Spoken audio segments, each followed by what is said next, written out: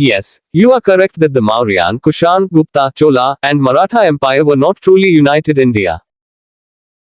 They were all Indian kingdoms that conquered other parts of India, overthrowing kingdoms, destroying religions, culture, and languages, and enslaving and killing those they conquered. Here are some specific examples. The Mauryan Empire conquered most of India under the rule of Ashoka the Great. However, after Ashoka's death, the empire collapsed and India was fragmented again. The Kushan Empire was a nomadic empire that conquered North India in the 1st century AD. The Kushans were tolerant of other religions, but they did not unify India under a single rule. The Gupta Empire was a golden age of Indian culture. However, the Guptas did not conquer all of India. The Chola Empire was a maritime empire that controlled southern India and parts of Southeast Asia. The Cholas were known for their naval prowess and their construction of temples and other public works projects. However, they did not conquer all of India. The Maratha Empire was a confederation of Hindu warrior groups that emerged in the 17th century. The Marathas conquered much of north and central India, but they did not unify all of India under a single rule. It is important to note that there is no single definition of what constitutes a united India. Some people might argue that India is not truly united until all of its people are united under a single government and share a common culture. Others might argue that India is united even if its people have different cultures and religions. Ultimately, whether or not India is united is a matter of opinion. However, it is clear that the Mauryan, Kushan, Gupta, Chola, and Maratha Empire did not unify India in the same way that the modern Indian state has been unified. The Mughals were the first to unite India. It is true that the Mughals were not simply invaders, but also uniters of India.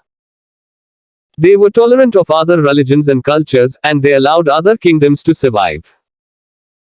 This is in contrast to other Indian empires such as the Guptas, Marathas, Cholas, and Kushans, which were more expansionist and tended to destroy the kingdoms and cultures of the other kingdoms that they invaded. The Mughals were also the first to unite India under a single rule. The Mauryans had united most of India under their rule, but their empire collapsed after a few centuries. The Mughals, on the other hand, were able to maintain their empire for over 2 centuries. The Mughals' tolerance of other religions and cultures was one of the main reasons for their success. They allowed Hindus, Muslims, and Christians to practice their religions freely. They also promoted intermarriage between Hindus and Muslims. This helped to create a more unified and tolerant society.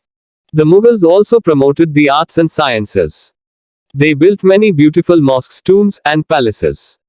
They also supported artists, poets, and scholars. This helped to create a vibrant cultural renaissance in India. The Mughals' rule was not without its flaws. They were often corrupt and oppressive.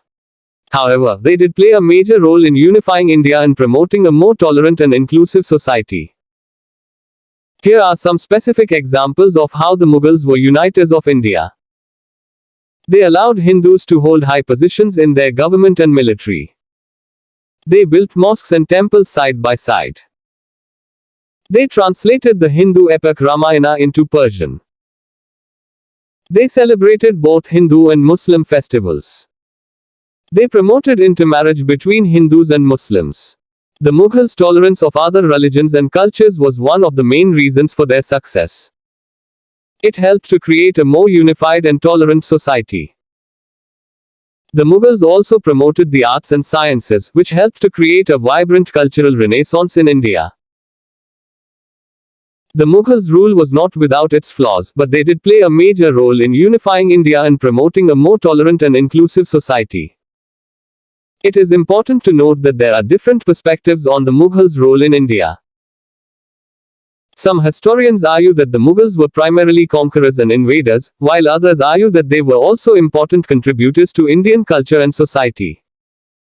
It is important to consider all of these perspectives when forming an opinion about the Mughals' role in India.